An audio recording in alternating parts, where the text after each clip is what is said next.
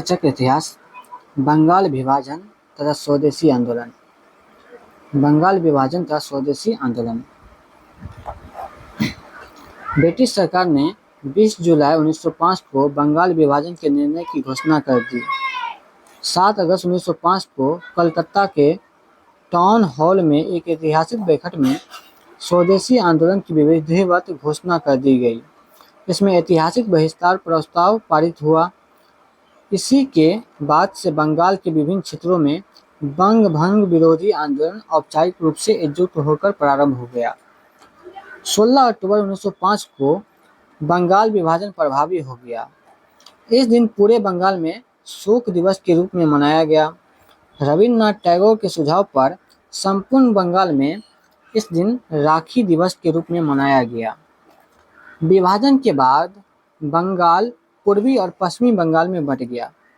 पूर्वी बंगाल और असम को मिलाकर एक नया प्रांत बनाया गया, जिसमें राजशाही, चटगांव, ढाका आदि सम्मिलित थे। इस प्रांत का मुख्यालय ढाका में था।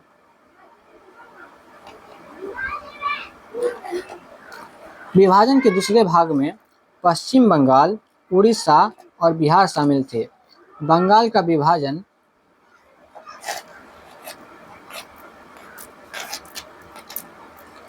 विभाजन लॉर्ड कर्जन के काल में वर्ष 1905 में किया गया था। Sir Andrews Henderson लीथ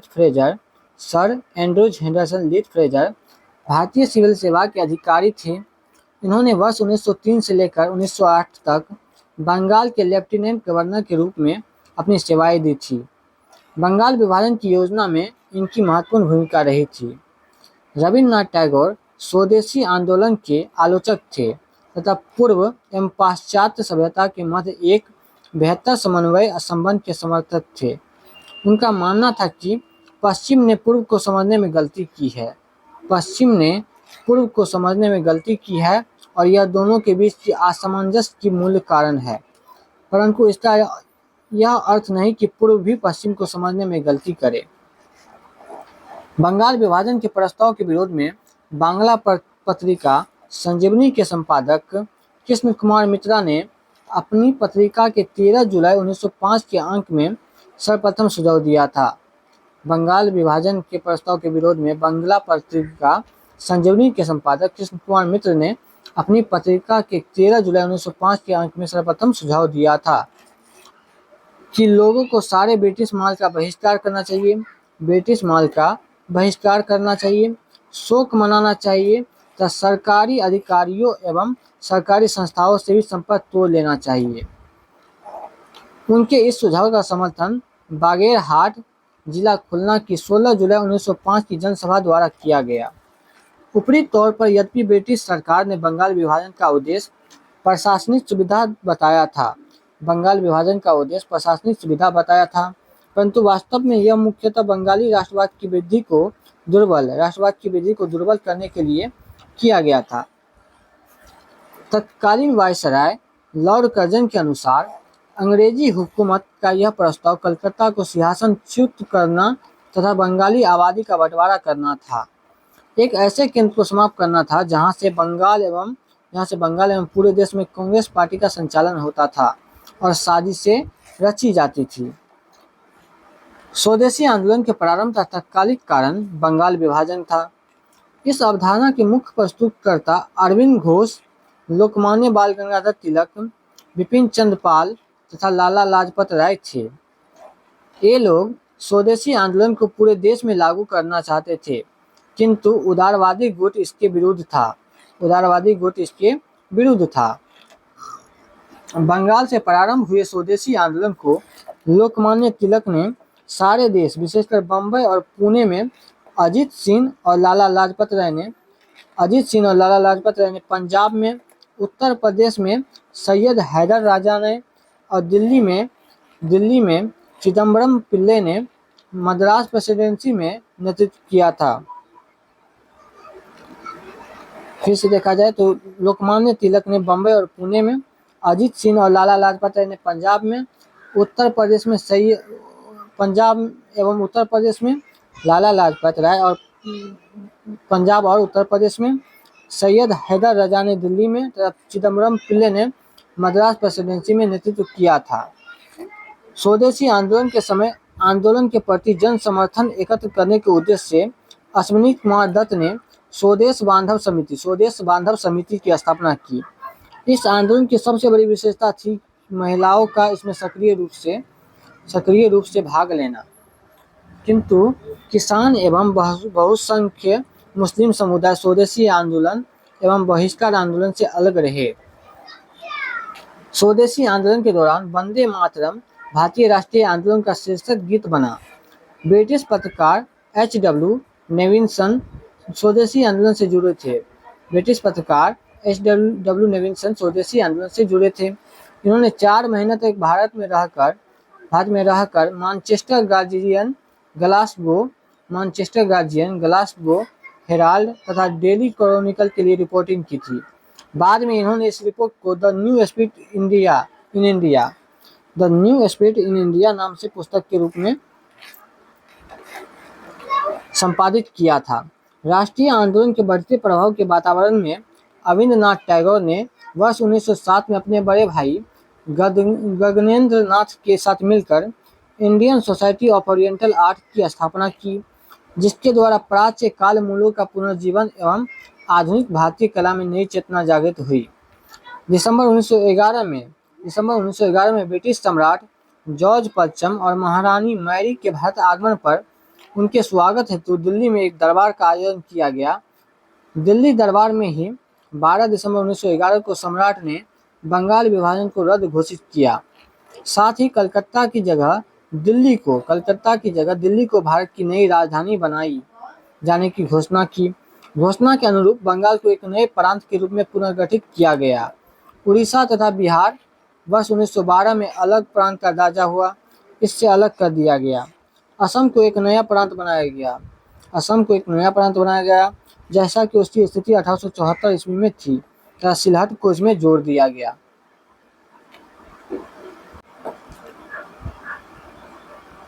question number 1, निम्न में से सबसे बाद में क्या हुआ?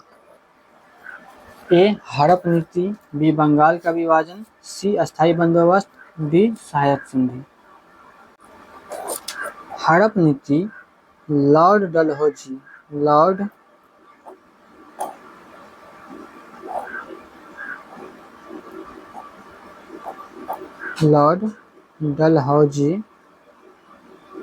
के शासनकाल में आया था। और लॉर्ड डलहौजी कब से कब तक थे? 1848 से लेकर 1856 तक। अस्थायी बंदोबस्त कर्नवालिस के शासनकाल में आए थे, और कब? 1793 ईस्वी में। और सहायक संधि लॉर्ड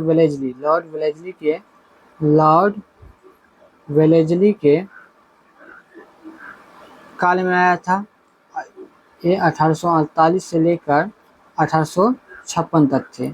और बंगाल का विभाजन 1905 में हुआ था। तो पूछा है सबसे बाद में क्या हुआ? तो सबसे बाद में बंगाल का विभाजन 1905 में हुआ था।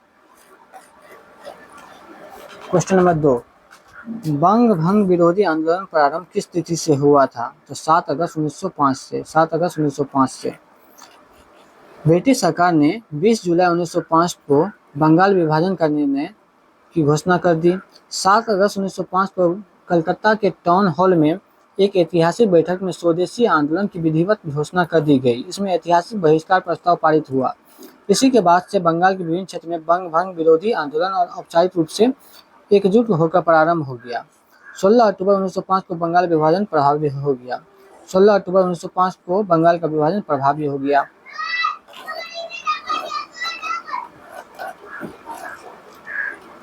क्वेश्चन नंबर 3, भारतीय स्वतंत्रता संग्राम के संदर्भ में 16 अक्टूबर 1905 निम्नलिखित कारणों में से किसके लिए प्रसिद्ध है? तो 16 अक्टूबर 1905 बंगाल के विभाजन के लिए प्रसिद्ध है। बंगाल के विभाजन हुआ था 16 अक्टूबर 1905 को। क्वेश्चन नंबर 4, बंग भंग के बाद कौन सा आंदोलन शुरू हुआ? स्वदेशी आंदोलन। बंगाल विभाजन के बाद स्वदेशी आंदोलन शुरू हुआ।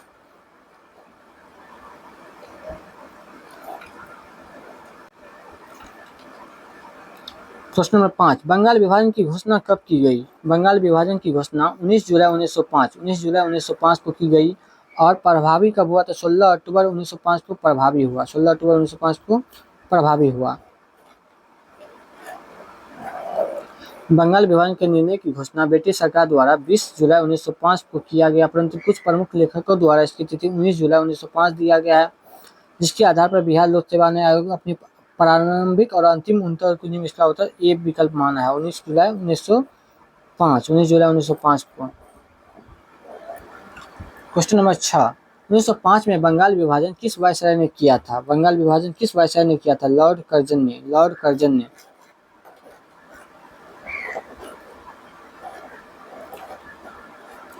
क्वेश्चन नंबर 7, बंगाल का विभाजन करने वाले गवर्नर जनरल कौन थे? Lord Curzon. बंगाल के विभाजन से बंगाल का लेफ्टिनेंट गवर्नर कौन था? Sir Andrews Fraser. Sir Andrews Henderson Leith Fraser भारतीय सिविल सेवा के अधिकारी थे। इन्होंने वर्ष 1903 से लेकर 1908 तक बंगाल के लेफ्टिनेंट गवर्नर के रूप में अपनी सेवाएं दी थी। बंगाल विभाजन 1905 की योजना में इनकी महत्वपूर्ण भूमिका रही थी। क्वेश्चन नंबर 9, निम्नलिखित में से किसने बंगाल के विभाजन के विरोध में हुए आंदोलन का नेतृत्व किया था? सुरेंद्रनाथ बनर्जी ने। सुरेंद्रनाथ बनर्जी ने बंगाल के विभाजन के विरोध में हुए आंदोलन का नेतृत्व किया था। बंगाल के विभाजन 1905 के विरोध में हुए प्रारंभिक आंदोलन का नेतृत्व सुरेंद्रनाथ बनर्जी ने किया था। निम्नलिखित क्वेश्चन नंबर 10, निम्नलिखित में से कौन स्वदेशी आंदोलन के आलोचक थे? तो रविन्द्रनाथ टैगोर। रविन्द्रनाथ टैगोर को स्वदेशी आंदोलन के आलोचक थे। रविन्द्रनाथ टैगोर स्वदेशी आंदोलन के आलोचक थे तथा पूर्व एवं पाश्चात्य सभ्यता के मध्य एक बेहतर समन्वय संबंध के समर्थक थे। बंगाल में क्वेश्चन नंबर 11, बंगाल में ब्रिटेन वस्तुओं के बहिष्कार का सुझाव का सर्वप्रथम किसने दिया? बंगाल में ब्रिटेन की वस्तुओं के बहिष्कार का सुझाव सर्वप्रथम किसने दिया था? तो कृष्ण कुमार मित्रा ने।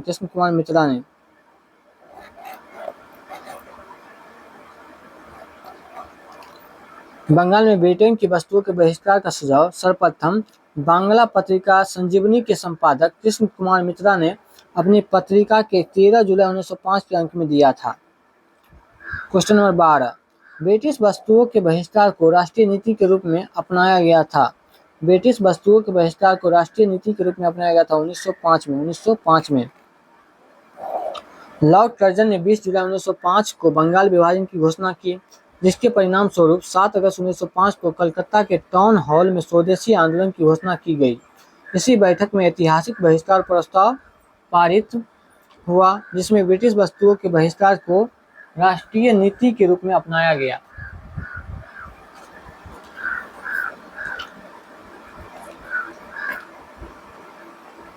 क्वेश्चन नंबर 13, बंगाल का विभाजन मुख्यतः किया गया था।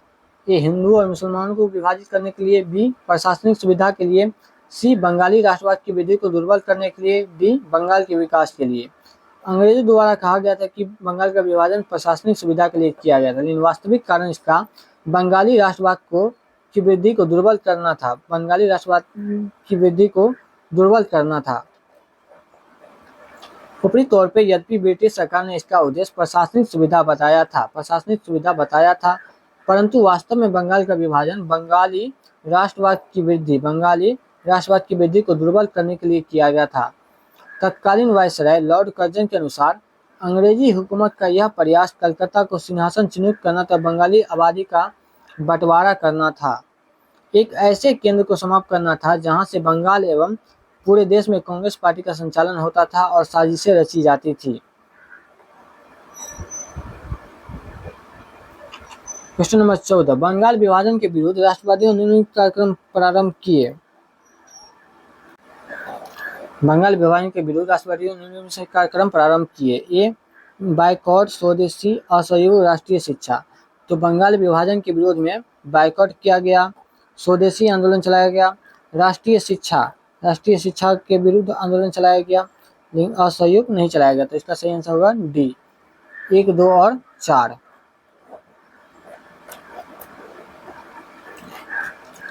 कर्जन ने 20 जुलाई 1905 को बंगाल का विभाजन का निर्णय लिया। इसके विरोध में राष्ट्रवादियों द्वारा आंदोलन की शुरुआत 7 अगस्त 1905 को हुई। कलकत्ता के टाउन हॉल में कृष्ण कुमार मित्र और सुरेंद्र नाथ बनर्जी की अध्यक्षता में एक बैठक हुई, जहां स्वदेशी आंदोलन प्रारंभ करने की विदेशी वस्तुओं के बहिष्कार का निर्णय लिया गया। 16 अक्टूबर 1905 को जब बंगाल विभाजन लागू हो गया, उस दिन को शोक दिवस के रूप में मनाने की घोषणा की गई। रविन्द्रनाथ टैगोर के सुझाव पर इसे राखी दिवस के रूप में भी मनाया गया। यह दिवस राष्ट्रवादियों द्वारा बंगाल की अटूट एकता को प्रदर्शित करने के लिए बनाया गया।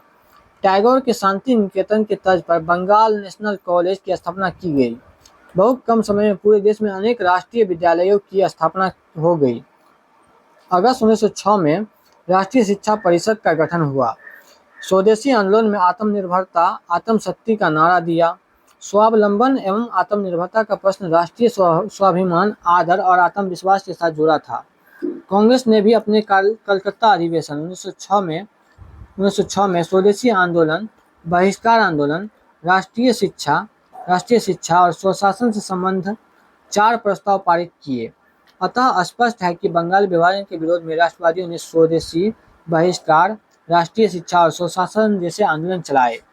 वर्ष 1920 के नागपुर अधिवेशन में CR दास ने गांधी के असहयोग आंदोलन का प्रस्ताव पेश किया था। क्वेश्चन नंबर 15, स्वदेशी और बहिष्कार पहली बार किस घटना के दौरान संघर्ष की विधि के रूप में अपनाए गए? तो बंगाल विभाजन के विरोध में। बंगाल विभाजन के प्रत्याघात के रूप में कौन सा आंदोलन शुरू हुआ? तो स्वदेशी आंदोलन। बंगाल विभाजन के प्रत्याघात के रूप में स्वदेशी आंदोलन शुरू हुआ।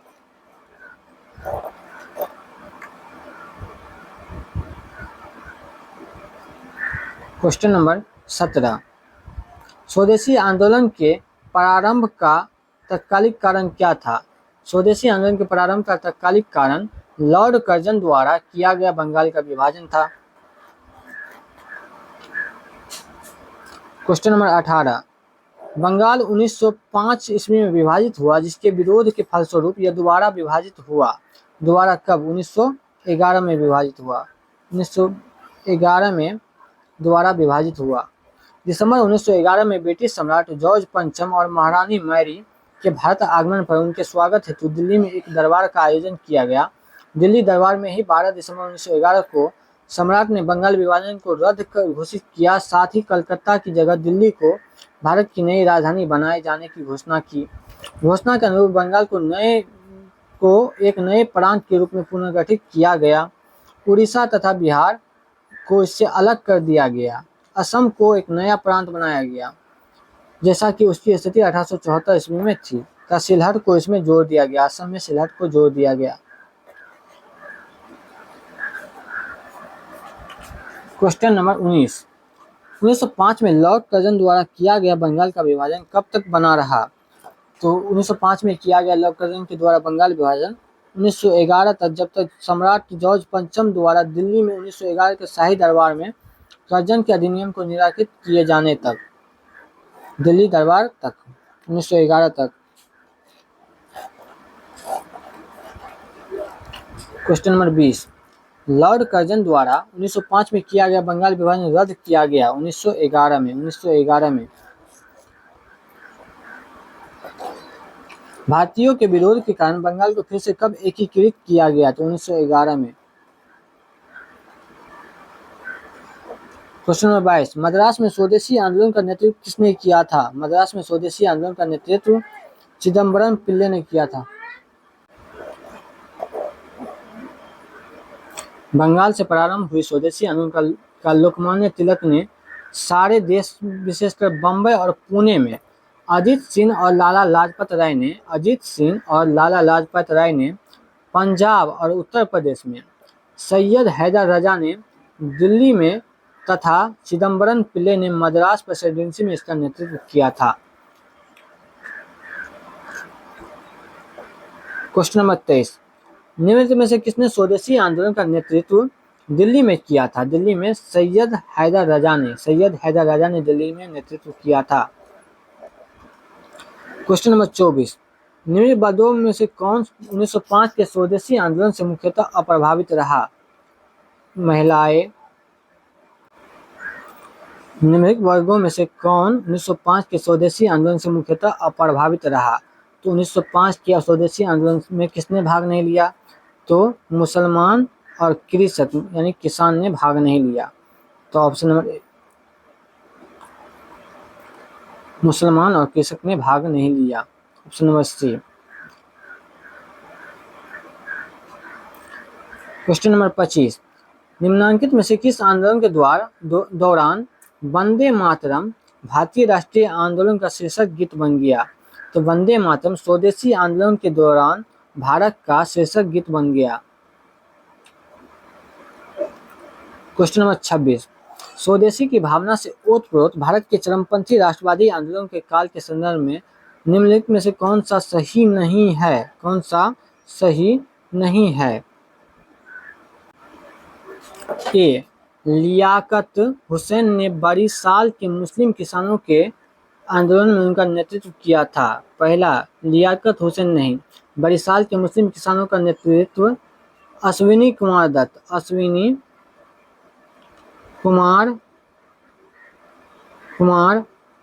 दत्त ने किया था। अश्विनी कुमार दत्त ने किया था। बी, 1889 में राष्ट्रीय शिक्षा की योजना सतीश चंद्र मुखर्जी द्वारा तैयार की गई थी, बिल्कुल सही। सी, बंगाल नेशनल कॉलेज की स्थापना वर्ष 1906 में हुई, जिसके प्रधानाचार्य अरविंद घोष थे, बिल्कुल सही। ऑप्शन डी, टैगोर ने आत्म शक्ति की उपासना का उपदेश दिया, जिसके मुख्य उद्देश्य गांव का सामाजिक और आर्थिक पुनरुद्धार करना था। इसका सही आंसर होगा कौन सा इनमें से सही नहीं है? तो ऑप्शन नंबर ए, बरिशाल के मुस्लिम किसानों के आंदोलन में नेतृत्व किसने किया था? तो अश्विनी कुमार दत्त ने किया था।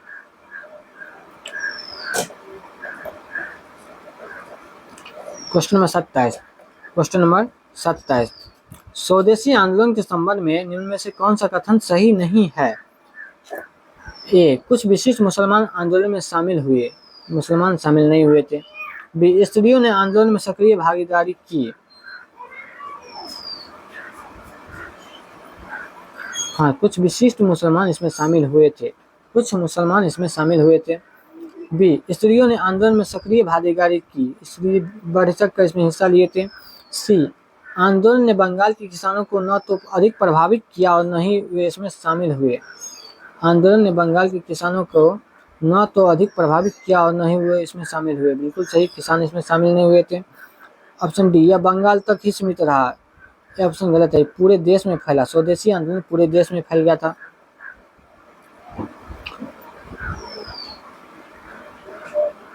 क्वेश्चन नंबर 28, स्वदेशी आंदोलन के संदर्भ में निम्नलिखित कथनों पर विचार कीजिए। पहला, इसने देशी शिल्पकारों के कौशल तथा उद्योगों को पुनर्जीवित करने का में योगदान दिया। देशी शिल्पकार यानी विदेशी वस्तुओं, विदेशी चीज़ों का जब बहिष्कार हुआ तो देशी शिल्पकारों को उसमें सहयोग तो जरूर मिलेगा, उसने उन्हें पुनर्जीवित किया, बिल्कुल सही।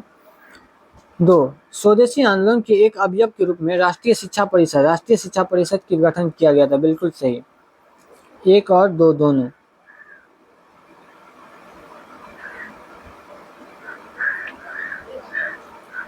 क्वेश्चन नंबर 29, ब्रिटिश पत्रकार H.W. नेविल्सन जुड़े थे स्वदेशी आंदोलन से, H.W. नेविल्सन स्वदेशी आंदोलन से जुड़े थे।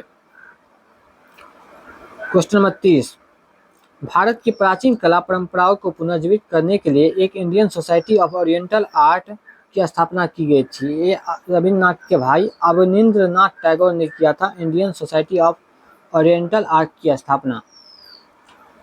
तो स्वदेशी आंदोलन और बंगाल विभाजन से जुड़े हमने 30 प्रश्न किए। अगर आपको वीडियो अच्छा लगा हो तो आप लोग लाइक कीजिए जरूर। Thank you.